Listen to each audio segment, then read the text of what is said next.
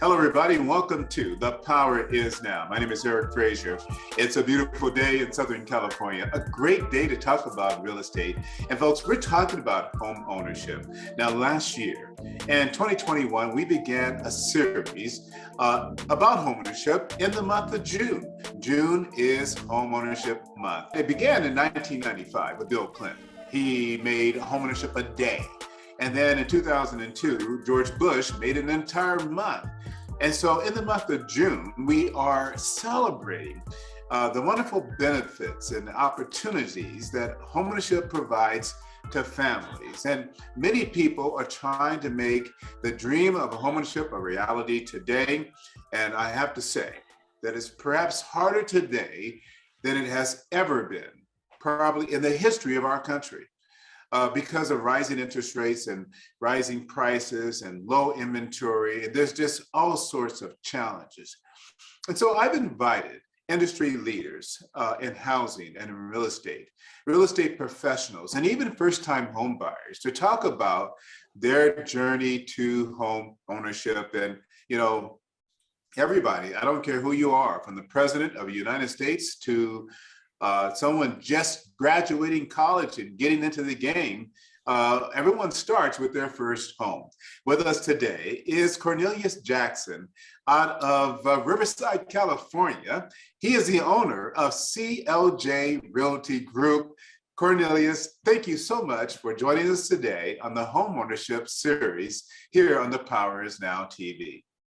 Thank you, Eric, for having me here. It is always my pleasure, my honor, and duty to serve on The Power Is Now. And anytime I could be on this platform is definitely a true enjoyment to be interviewed by you and just talking to other industry leaders and the community as a whole. So I'm glad to be here. Well, I'm glad you're taking time out of your busy schedule to contribute on this very important topic of home ownership. And as a real estate professional and a broker, I know you have helped hundreds of families become homeowners, and you yourself are a homeowner. And so I know you got a story to tell and some great wisdom to share about home ownership. Now, before we get into those details, your story, and more about your company, we have a tradition on this show where we ask all of our guests, what does the phrase, "the power is now," mean to you in the context of who you are, what you do professionally, and especially given our topic today, home ownership? Well, I'm glad you asked that, Eric. You've been one of our primary go-to lenders. What the power is now means for myself, my company, my organization, and the buyers that I deal with is when you are pre-approved, the power is now means to act now, purchase now. Don't worry about the market, what's going to happen 3 years, 6 months, 10 years down the line. When you have that piece of paper in your hand, and the way that you guys do it, they have the full underwritten approval. It means buy now. The power is in your hand to act right now. So you need to seize that power and act now. That is what the power is now means to me as far as in a real estate context. Cornelius, first of all, thank you for mentioning what we do here at First Bank. So folks, since he brought it up, in addition to being the host of The Power Is Now, I'm also a vice president and mortgage advisor with First Bank. My license number is 461807. The views and opinions that I express actually today are my own and do not necessarily represent First Bank, but First Bank does issue full loan commitments to pre-approved buyers, which does give them a leg up on the competition so that we can close within a week or two at the most after their offer is accepted, after the appraisal is done. And it does empower them to act now, Cornelius. You're absolutely right. And when you've been pre-approved, you really can't worry about, I love what you said about, you can't worry about what's going to happen 3 years from now. You need to think about what's happening right now, because if you don't act now, even what you have could be gone, right? Correct. I've had many buyers that were pre-approved prior to COVID, many of them on 100% programs. And when COVID came about, the world, was not ready. All of those programs went away. And all of those buyers, their instant approvals went away. And now their buying power has dropped by 20, 30%. And some, they can't even get approved to purchase just because of the location they want to purchase in. Home prices have skyrocketed. Their purchasing power has went down, and they're going to have to move to a whole different region to become homeowners. So that's why it's so important to act when you get that piece of paper in your hand and just take action. Take action now. The power is now to buy. Thank you, Cornelius, for that great power is now statement. And now let's talk about you as an agent, a broker, owner of CLJ Realty. You're making it happen for people every single day. Let's start with your company information, where you're located, a license number, and contact information if anyone would like to reach out to you. Yes. Well, once again, Cornelius L. Jackson, broker owner of CLJ Realty Group. We're based out of Irvine, California. Our location, 9891 Irvine Center Drive, Suite 200, Irvine, California. Feel free to stop by, but I encourage you to give us a call first. Myself and our agents, we're always in the field. So it's very rare that you'll catch anybody in the office location, especially this day and age, because we're out in the field. We're rubbing elbows, we're showing buyers, we're talking to sellers. We're really out in the community trying to serve and help others. But once again, my license number, 01824362, and you can reach me on my direct cell phone, 949-427-3883, or our real estate website, cljrealty.com. Cornelius, you've got a great story, and I want to hear that, and how you actually got into the business. But can you share with our audience what your specialty is as a real estate company, you and your team? Yeah, so as a real estate company, our actual specialty started with the REO market, which is real estate owned and bank owned properties, where we service asset managers and banks, and we help ensure their assets are secure, nobody's breaking into them, and we do an easy transition and sale to make the bank a lot of money, or any seller that we work with. And we since transitioned from that and put a lot of focus on buyers and ensuring other people of color and everybody in general to become homeowners and to start building wealth. So we use all of that knowledge to help people win as far as from their loan side and as far as from a contractual standpoint to become homeowners and really just, you have to give tough love, what I'm going to say. You might want a $500,000 house, but realistically, your budget is at $300,000. And not everybody's going to tell that to a buyer. So I really believe and I thrive off being honest and telling somebody where they're at. This is a smart business decision for you, your family, paper-wise and long-term. And sometimes they don't want to hear it, but that's what the foundation of our company was built on. Well, it's always good to tell the truth and be very direct with people so they don't waste time or spend money that they really don't have, buying too much, and then or not being aggressive enough. Have you found that in working with buyers, that their expectations are in many cases unreasonable as to what they think the seller should do for them? All the time. It's so funny you say that. 9 in 10 buyers' expectations are unrealistic. especially in this market where so many buyers have cash to put down and they're waiving the appraisal, or they're just going 10,000, 20,000 above list price from the start. So just having that type of unreasonable approach is not going to get you anywhere. And it generally takes a buyer to lose out on 2, 3, maybe 5 homes that they really love to become realistic.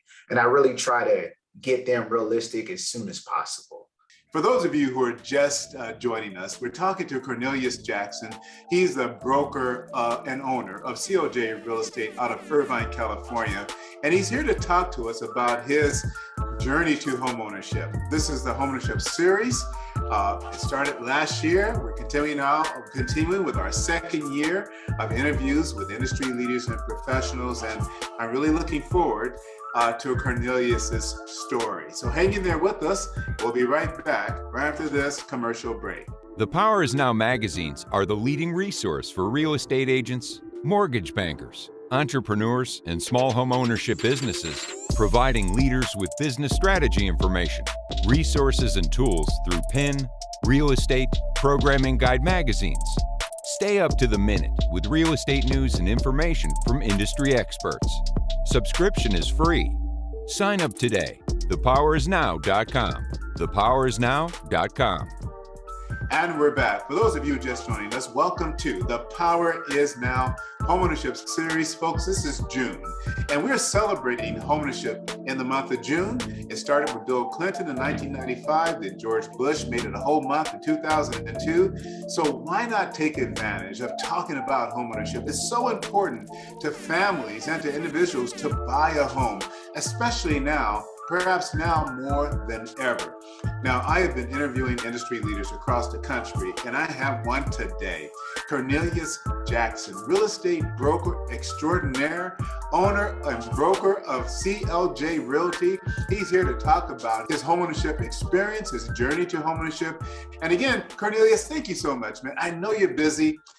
Thank you for taking the time to join us today. Anytime. Like I said, it's my pleasure. As you know, I do have the twins at home and almost a basketball group of kids, I would say. But whenever you call, the power is now, I'm here to serve. I'm here to give back. And I have to put you on my calendar and make time to commit to these shows to really give back to the community. So it's always my pleasure and honor. Well, again, I really appreciate that. And say hello to the twins, man. I can't even imagine. I can't even imagine having twins. It's challenging enough having one at a time. And my wife and I, we have 4. It was one at a time. Having 2 at one time, OMG, man. You know, my heart goes out to you and to your incredible wife for the great job you guys are doing. Now, speaking of family, Cornelius, tell us your story, man. First, you know, you're married with children, and you've got a great story with that. Tell us a little bit about that, your family.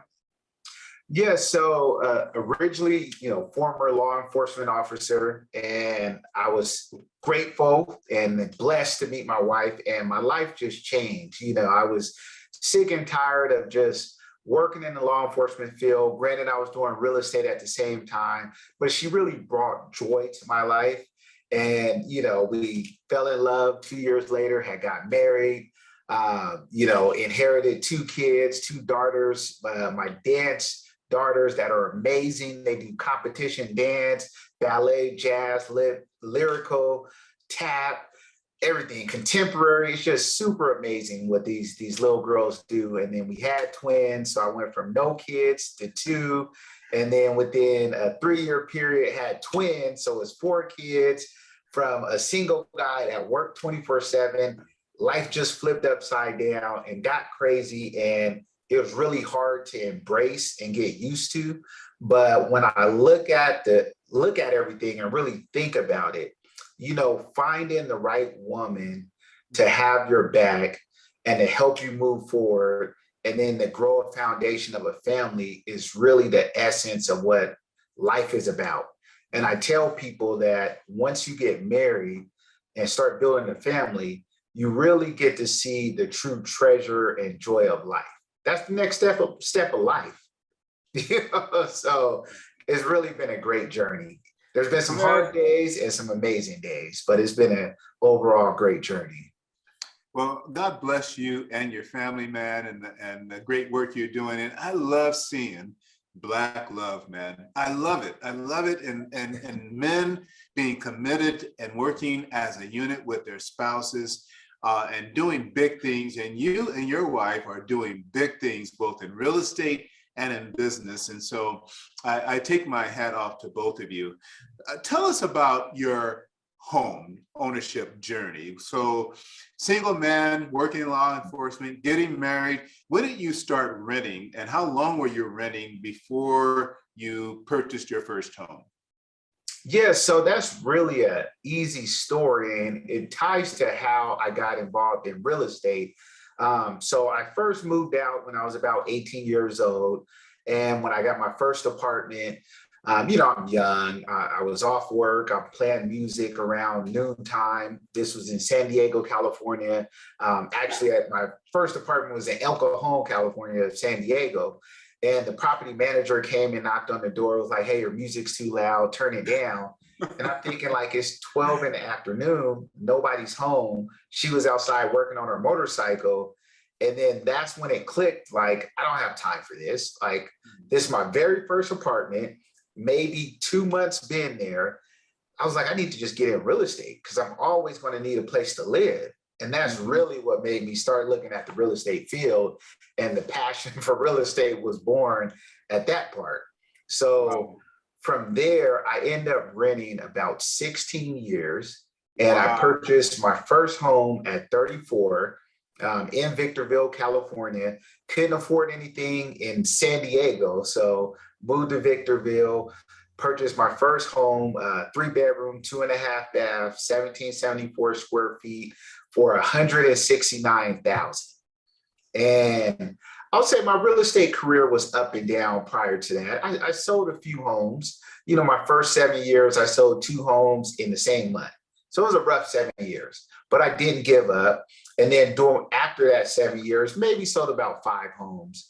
But when I purchased my first home at 34, instantly my confidence grew.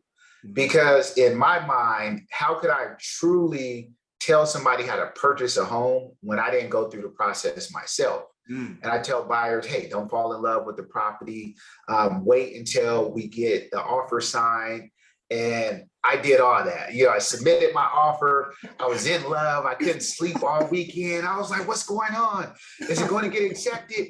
Tell me something. And it was just a nightmare. So with going through that, I can tell people, look, don't worry about it. Go hang out with the wife, with the fellas, whatever you need to do, just go do that. And then I tell them, you're not going to listen to me anyway. You're going to be going crazy. You're going to be looking to see if I text you, email you. So just be prepared for it, and that just really helped me. And to move on from there, I actually tried to rent that house and it just didn't work out. I ended up selling my home in Victorville. And it's something that I regret now, because now I could tell my buyers that the very first home you purchase is always the cheapest home. Yes. Yeah. So I sold that home and then I moved down the hill to North Fontana, upgraded to, at the time, was my dream home. I moved in with my fiance, amazing home, 5-bedroom, at the end of the cul-de-sac, pool. We love that house.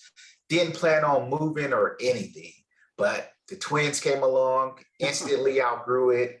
And here is actually the power of home ownership and the value of equity and wealth.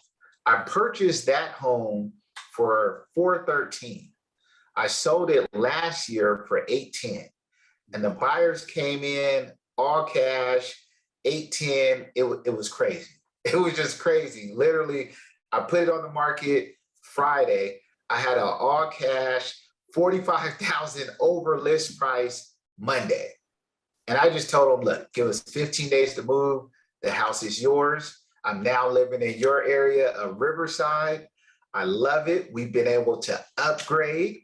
This is what, 10 years later from the first purchase of my house. We've upgraded into our now dream home, or pretty much our estate, which I love. The kids can go outside and run and play. We have parties, people come over. Like, it has just been amazing that very first purchase of a house that cost $169,000 has turned into our home estate now. It's truly amazing. I'm blessed that I just went out on faith and just took action and purchased my first home when I was scared to do so. Cornelius, wow, thank you for sharing that story. And man, there's a lot to unpack here with your story. So I want to start first with, and it's pretty funny that here you are playing music in the afternoon and you get bothered by the landlord saying, turn your music down. And I think we underestimate, or maybe not underestimate, we don't appreciate fully the quiet enjoyment you have when you own your own property. You can do what you want to do, when you want to do it, how loud you want to do it, and you can do anything you want to do with the house as well, right? Correct. It's just one of those joys that you don't realize it until somebody says you can't.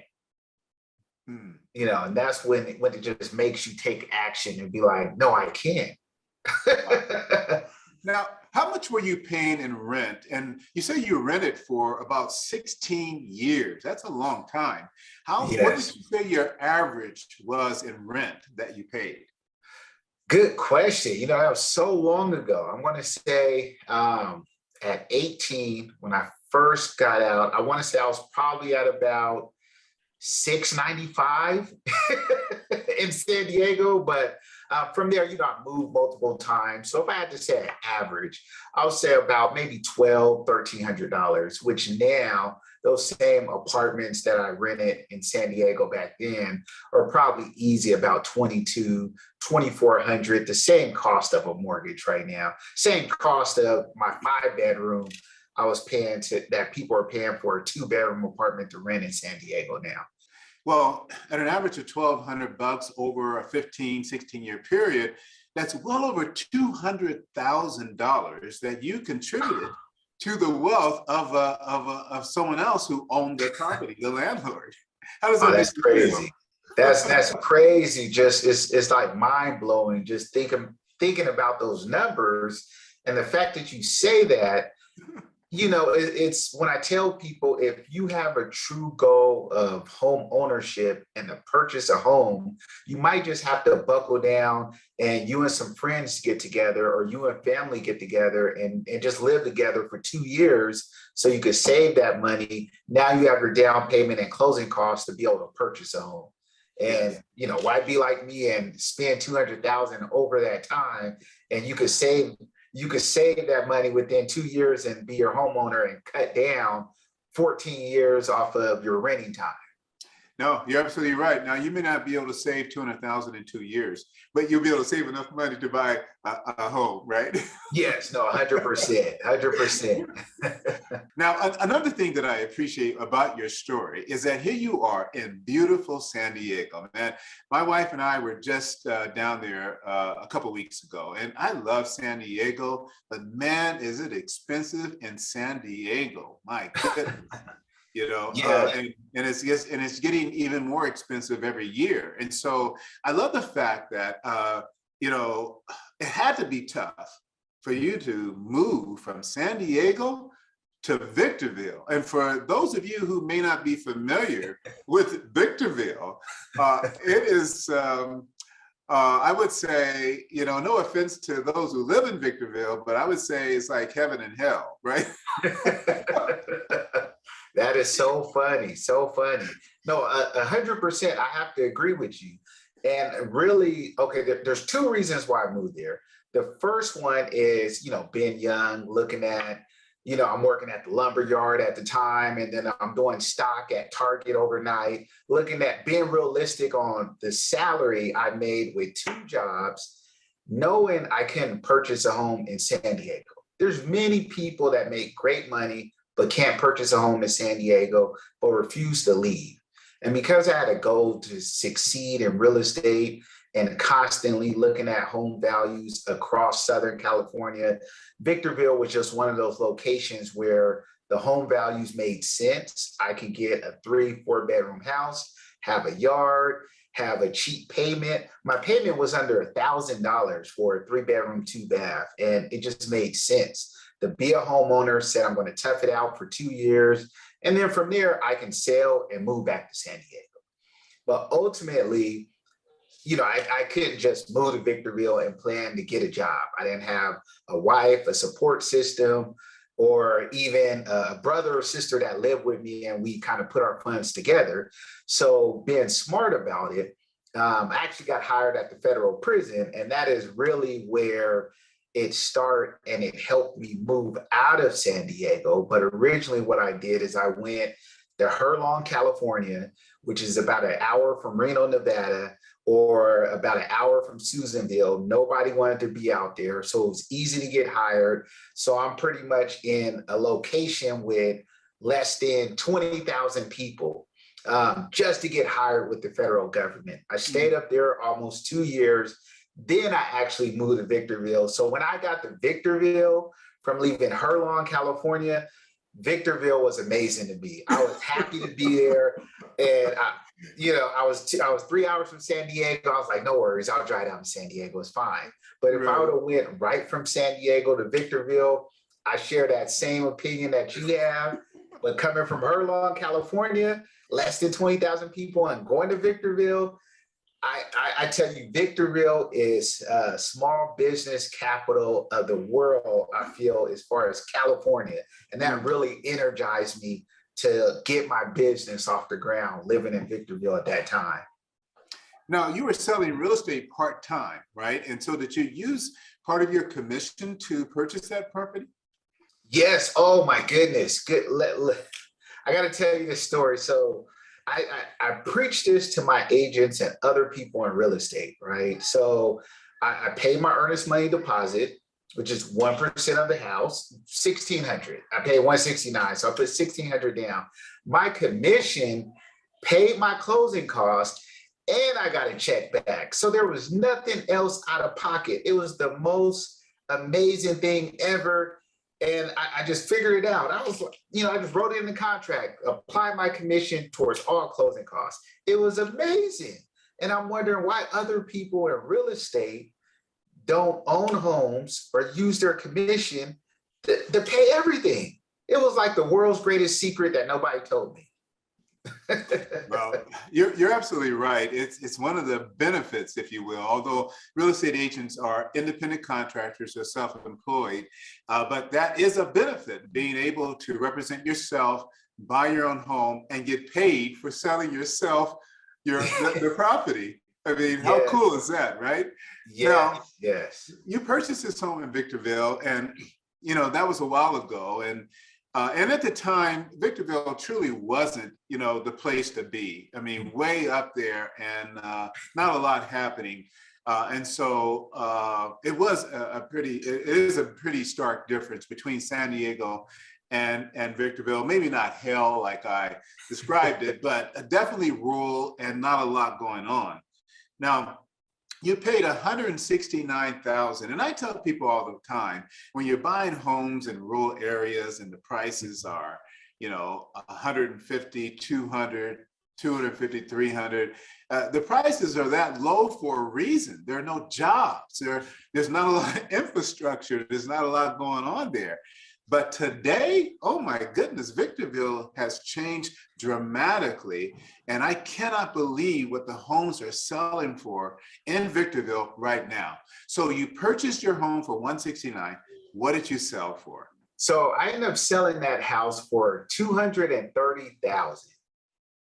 Wow, $230,000. So were you able to use that money for the purchase of your next property, which is in Fontana, where you really did well in selling that property?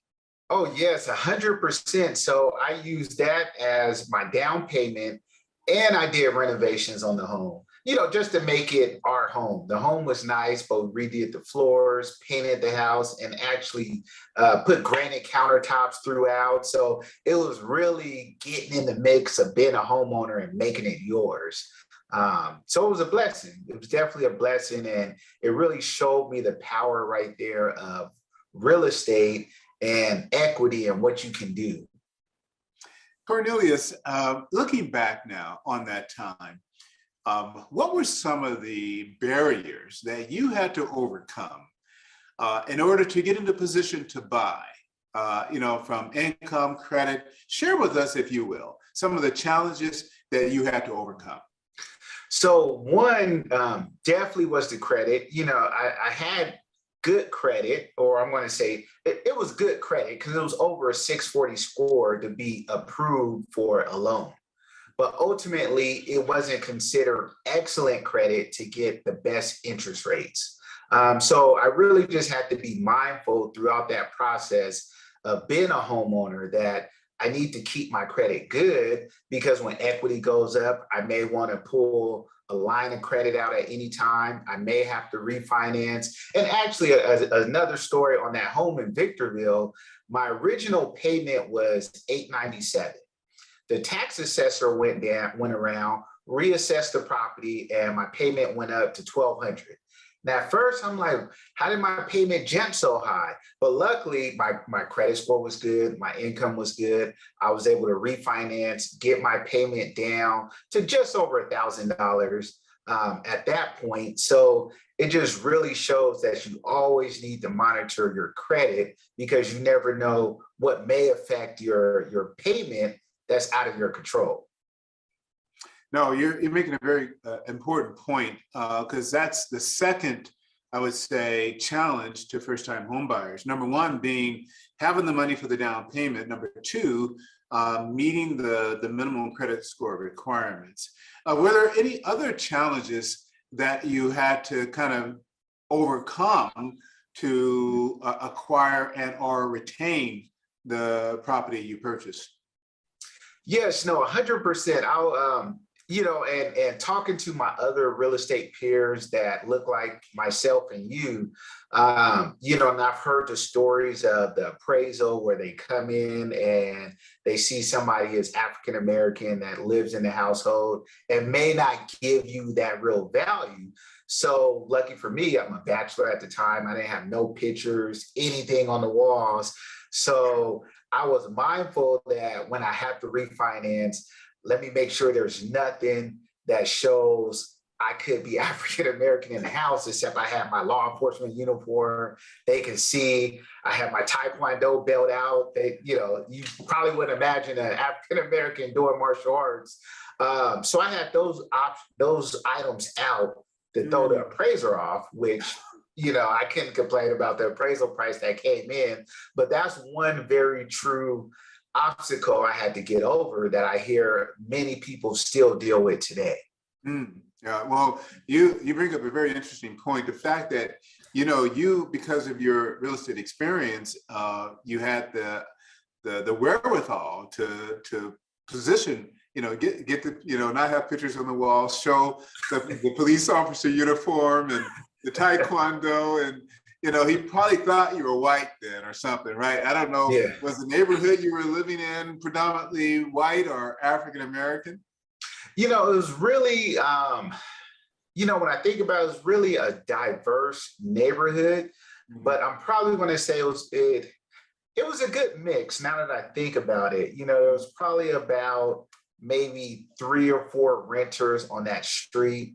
And as far as I remember, maybe 2 other African-American families. So it was a diverse street. So I don't think you could really say, this is an African-American community or this is an Asian community. It was just tied with a whole mix of everybody there. Now, as a real estate professional and also as a consumer buying real estate, in your efforts to represent people and even representing yourself, did you find that race was a factor? Did you feel any type of discrimination associated with either your clients or yourself as a barrier to home ownership? Oh, it absolutely, 100%. I found with many of my minority clients that it's always been harder. Where I like to think that each agent is transparent. They're going to do legally what's right. But then sometimes, they don't have control of their seller or what they may be thinking. My last name is Jackson. It's really kind of hard to hide that. So, which really given a professional approach, my email signature, I have a suit on, I'm smiling, and I really make sure I do full offers, everything completely filled out. I attach the proof of funds, the pre-approval. I do everything right so they can't say something is wrong on my side. And I also make it a point to reach out to the agent, have a conversation with them, tie the loan officer into it, and ask them to reach out to the agent. So really they see it's a full team effort and we don't come to play. But once again, there's been, somebody maybe the same offer or maybe $1,000 more and they would get it. And I might feel a type of way, but I don't have the 100% proof to say it's because I was Black, even though I feel that way. And it probably was, but I still don't have the proof to take them to court and bring that argument up. So it's just the state of real estate in America, where it's truly at right now. It's unfortunate. We just concluded a series on the Fair Housing Act of 1968. And we asked a question, is the Fair Housing Act living up to its goals and aspirations? And I believe that it is not. Racism and discrimination is alive and well in real estate and being practiced by real estate professionals and even by consumers. So it is an unfortunate reality of real estate in America, but we can't allow that to be an excuse, right? We can't allow that to stop us from moving forward, and anyone for that matter, of moving forward and doing everything they can to buy a home. And right now, especially with interest rates going up and just a lot of challenges in the marketplace with inventory, it's more important now perhaps than ever to buy a home.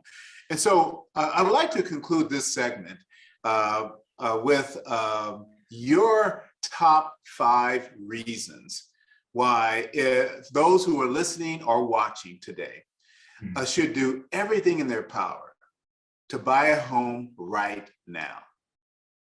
Yes. So number one is going to set the foundation for one, let's say yourself.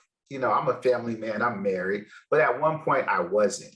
So the real estate is going to set your personal foundation for you to do whatever it is you want in the future. 2, is going to allow you to start building wealth personally. And then from there, you'll be able to increase or start generational wealth going down to your family and making sure your kids are secure. What about college? If I still had that very first house that I purchased, when my daughter is ready to go to college, I can sell the house and it pays their college. Or better yet, whatever renter I had in there will be paying their college tuition bill on a monthly basis because that house will be paid off at the time. But it never fails. It's just the number one solution to building wealth. So number 3, what I'm going to say is your buying power is now. That's why we're here on the Power is Now, because your power is now. You may get fired from your job. You may get sick. You may, unfortunately, break up with your spouse, or somebody may get a divorce. Just things in your personal life may change and cause your buying power to change. It could be things out of your control or within your control. So that's why I'm so glad we're doing this series, because if you're seeing this, you have your pre-approval now, the time to act is now. Once again, that is the power is now. So number 4 is interest rates. There's so many people that were pre-approved yesterday or last month. Interest rates went up, that's out of their control. Their buying power went down. So therefore, that is something pivotal that you have to think about when you're looking at purchasing. But don't let it stop you. purchase now, because as soon as it goes up, your buying power goes down.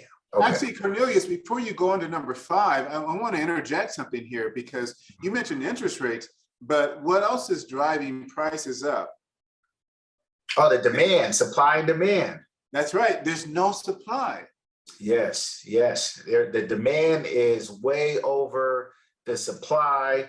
And I believe the feds have raised the interest rates to try to slow it down. And it's just, it's out of everybody's control. It's out of everybody's control. So you really have to act now to move forward, 100%. And I'm going to go into number 5. This has to be the biggest one that many people in our culture don't think about, and that's retirement. You purchase a home for retirement. So once you hit retirement age, you're not worried about making your mortgage payment, or you're not just worried about Social Security or your family. If you do all things right, you'll be able to get a reverse mortgage loan if it's something that you personally need. You have the equity to do so. You just want to be in a position to use it if you need it at that time. Mm-hmm. Those are the top 5 reasons of why you should purchase right now. And make sure to contact Mr. Eric Frazier to get you pre-approved for the best interest rates, the best no money down programs out there on the market today. Thank you, Cornelius, for that, folks. That was a great top 5, Cornelius. And we have a lot more to cover here, folks. This is just the first segment here of the Homeownership series here on The Power Is Now. We're talking to Cornelius Jackson. If you're looking for a top real estate agent, someone who's savvy in the game for himself, his family, and for you, you need to reach out to Cornelius. He knows what he's doing and he knows what he's talking about. When we come back, we're going to get more personal. All right, because buying a home, it's a big doggone deal. It really is. You're listening to The Power Is Now. We'll be right back. Want to keep up with the current developments happening in the world of real estate? The Real Estate Roundtable, hosted by Eric L. Frazier, is a show you do not want to miss. The show features a panel of VIP agents who are passionate about helping people. It is what they do best. They discuss today's hot topics, latest market updates and trends. The panel also conducts interviews with prominent figures in the industry. New episode every Friday live on Facebook and replay on the Power Is Now YouTube channel. And we're back. For those of you just joining us, welcome to the Power Is Now Homeownership series. Folks, I have to tell you, I have the best seat in the house. I really do. I get to chat it up with seasoned professionals, CEOs, brokers, housing counselors, industry leaders, and first-time home buyers, and talk about their journey to home ownership. And I tell you, it never gets old for me. I absolutely love what I do, and I love hearing these stories. Cornelius, you've done a fantastic job, man, so far. I really appreciate your time, you sharing your experiences, and I hope that those who are watching or listening have been inspired so far by your story and are saying to themselves, I can do it too. Now, I want to transition now to get a little bit more personal with you. Being an African-American, being a single man, buying your first home, and you got to tell me, how did that make you feel? First, financially, emotionally, socially, what did your friends think, your families think? How did it make you feel? Man, it was an amazing feeling where I was almost speechless. I'm going to say I shed a tear. I'm not going to say I cried, but I did shed a tear that I finally did it. And it was even more special because I was in real estate at the time, trying to help other people. So like I said earlier, I was able to understand the emotions and just the stress you go through the whole buying process. But once you get the keys as a Black man to actually purchase my first home, I was 34. I thought I was old, but I know many people 50 that don't own homes. So it was a huge accomplishment for a young man and then a young Black man just to do that. Like my mom was happy. A lot of my friends were, well, some of my friends were happy, right? Some were hating and couldn't imagine, oh, how did you do it? But it's just proof that all my hard work to that point really paid off. And it really honestly put a chip on my shoulder because, I'm a single man, I'm a homeowner, I got a great job, I'm the prize, right? When I was talking to women at the time, like I am a prize because now I put myself on a pedestal to where once I met the right woman, my wife, Jessica, now I can provide that stability, that stable home and foundation to build a family. So it gave me all of those senses as a man and just made life like, this is what all the hard work was for.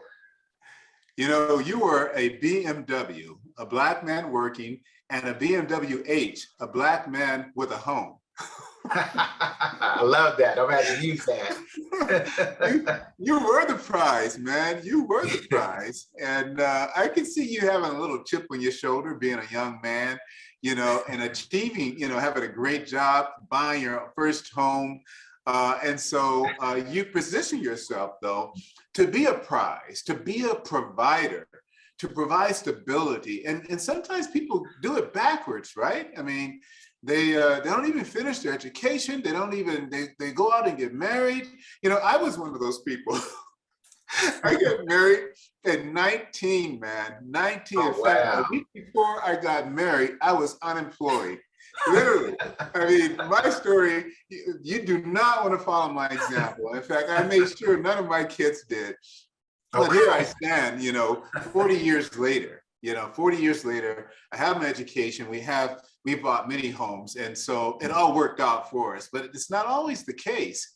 And especially when you're young too, you have these player haters in your crew, right? That you have those guys telling you you can't do that or what have you. And then when you did it, they were actually mad about it. Oh, yeah. Yeah. Because, they know in their heart they weren't in the position to do so, let alone they didn't even understand or know how to put themselves in a position. And that's one thing that I tell people. If you have a friend, a close friend, or a family member, somebody that that purchased a home, it don't even have to be anybody It could be a coworker. Ask them what they did, how they did it, and then ask somebody else, and then start building your building blocks next to asking a professional so you could really put yourself in position to be a homeowner.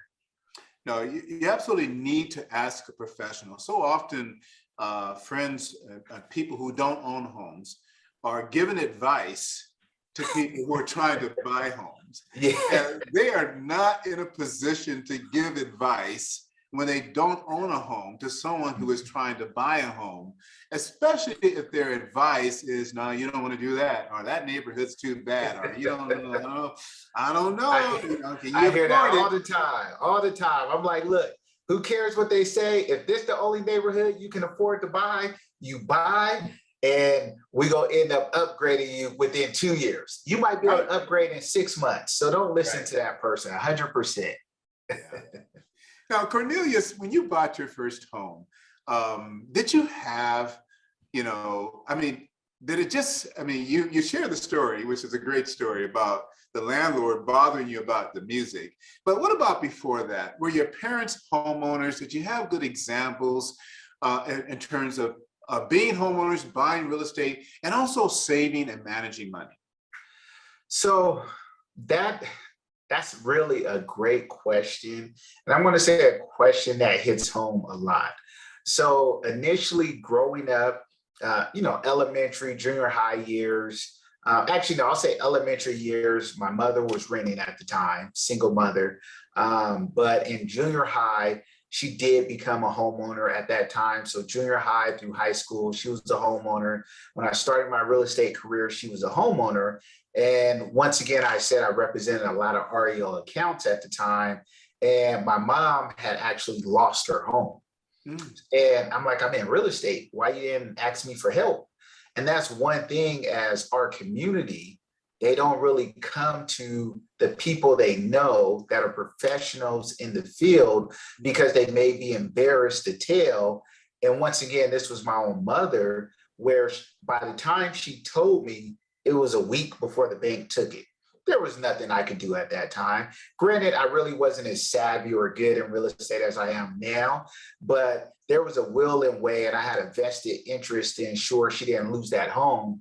And I was hurt that she waited so long to reach out to me. So she ended up losing that home. And, I had my home. They ended up moving out where I was at. And 2 years later, I was actually happy and grateful that I can help them, and actually sold her new house that was a bigger house than the one that I grew up in. So there's many people that may be watching this where you were a homeowner, your family member was, and they lost the home, but you don't give up because 2 years later they bought a bigger house. So that's really the impact. And that's what made me kind of transition from the REOs to really helping people that was losing their homes or wanted to be first-time home buyers, just because the personal story with my mother and my family. What a great story. And I tell you, your mom, I'm sure she has her regrets and not sharing with you early on, but you were able to come to her rescue and help her get back on her feet, and to help her buy a home even bigger than the one that she had before. That's a great story. Thank you so much for sharing that. As we head to the end of this series, and I appreciate your participation. Can you share with us your plans? You have a family now, some twins and daughters, you're married, you just bought a big house in Riverside. You're living a good life, man. You're doing big things. And do you have like a living trust? Are you setting things up for your kids and family in the future? Oh, absolutely, 100%. After I proposed, before we got, after we had got married, we had called my attorney, set up the living trust. I felt so good. I said, hey, this is our house.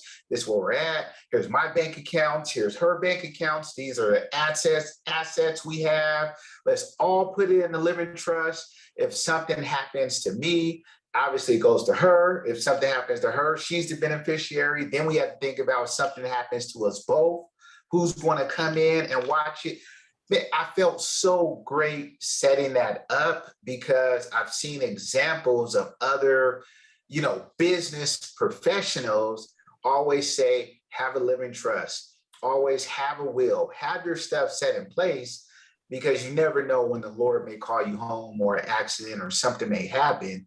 So I know my family is going to be financially set up and secure because I put all of those things in place.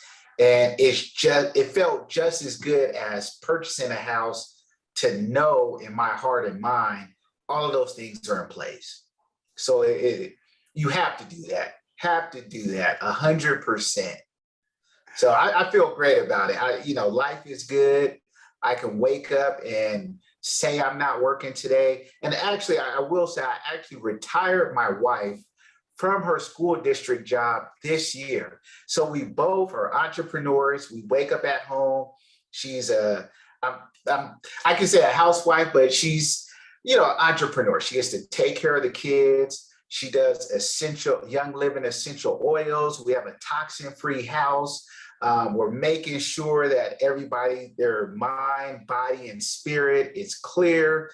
It's just amazing. I can wake up and I tell people I can go work in the garden outside, or I can just sit outside and drink coffee, breathe the fresh air and just look at buying my first home, working hard, not partying when other people are partying, to where I'm at now. It's an amazing feeling. It really is. And I'm thankful. I'm happy the way everything turned out. And I'll tell people, I don't have a college degree. I value education. Our daughters, we plan on them and my son going to college, getting their degree, because not everybody's an entrepreneur. They're not going to stay up late at night, wake up early in the morning, work 50 hours a week. I understand everybody doesn't have that. So I value education. even though I don't have my degree, is something I need and want my kids to succeed towards. But if they decide to fall in the family business, that's okay too. They're all CEOs. They're all CEOs. They're going to take over one of the businesses that myself or my wife owns, or that we ultimately own together. So it's really been a blessing. Cornelius, thank you so much for sharing your life, your journey. And I'm just, man, I love Black love. I love to see couples doing big things. I love to hear the success of other people working together as a family unit. God bless you, man, and your family. May you continue just to prosper and do big things in real estate and in business. I want to give you the floor now, the final word here on homeownership, your final thoughts for those who are listening or watching this show. I definitely appreciate that. But I want everybody that's listening to this or watching us here on YouTube or any social media outlet, don't give up. Your life might be hard. There's moments where maybe you lost your job or your credit is just bad. Like I said, just keep moving forward, figure out all your options, speak to a professional, know your credit score, and always keep moving forward to become a homeowner, because that is just the very start of your wealth and just the foundation of your family, and being able to make moves later in the future. Please do that for yourself. If not for yourself, do it for your family, do it for your generational, your last name. And then if you need a lender that's going to be there for you and your family, definitely give Eric a call. He loves what he does. He's passionate about it. He has all the programs available on the market, even stuff that you don't know about, I don't know about. He knows about what's coming up in the future. Make sure you do yourself that service and reach out to him. I guarantee he'll help you and your family 100%. And if you haven't found an agent to help you either sell and purchase your next property, definitely give me a call, 949-427-3883, or search my name on any social media platform and send me a DM. I'm here to help. I'm open-minded. I'll tell you what you need to know. It may not be what you want to hear, but I'm going to tell you what you need to hear. Once again, I'm Cornelius L. Jackson, CEO and broker owner of CLJ Realty Group. Thank you so much for your time today. Well, there you have it, folks. Another show on the Power Is Now Homeownership series. This is an incredible series. I'm absolutely loving it. I hope you are too. And, if you're watching the series now, make sure you check out last year, 2021 Homeownership series. More guests, engaging, funny, insightful, inspirational, all that and more. That's what we're bringing on the Power Is Now Homeownership series. And we certainly hope you enjoy it. Please drop me an email. I'd love to get your comments. If you're watching on any of our social media platforms, please let us know your thoughts. We really appreciate the comments. And of course, follow us on Twitter, like us on Facebook, subscribe to our YouTube channel, download our TV app, Power Is Now TV. Power Is Now TV. It's on iPhone or Android app. And then of course, you can watch us on Apple TV, Roku, Fire TV, and more platforms to come. We are leading the conversation in real estate. And if you're a real estate professional, I know what your challenge is, because you have a website, you have social media. Your challenge is content. What do you talk about? What do you put out there? And then the quality of what you're doing, right? That's a challenge as well. Well, that's what we do. We specialize in working with real estate professionals to create quality content that is substantive, that's really about something important, right? To help you establish yourself as a thought leader or an educational leader. And so if we can assist you, please reach out to me. Also, we're looking for seasoned real estate professionals to host shows. We have a show called the Homebuyer Town Hall, and these shows are launching across the country. We have 24, 25 shows in development in about 15 to 20 different states, and we are growing. So if you would like to have your own show called the Homebuyer Town Hall with your name on the Power Is Now TV network, please let me know. Drop me an email. I'd love to talk to you about it. Well, that's a wrap. Remember, folks, we are at our best, and we maximize our success when we act now. The power is now.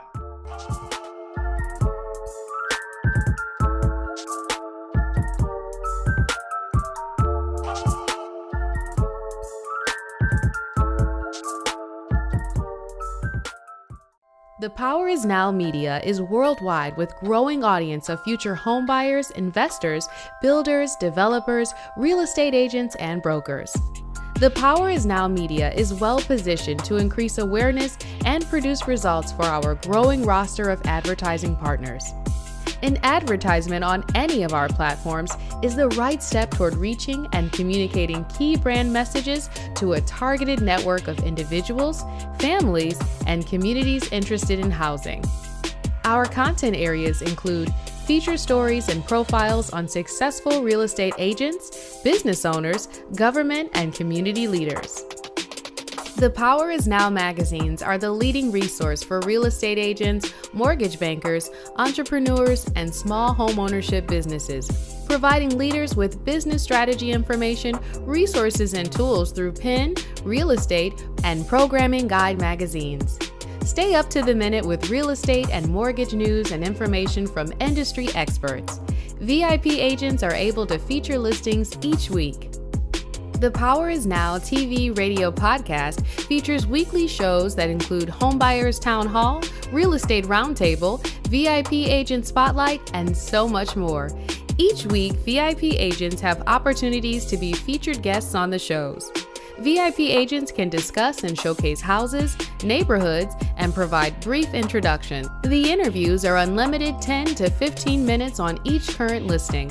This product alone separates you from your competition.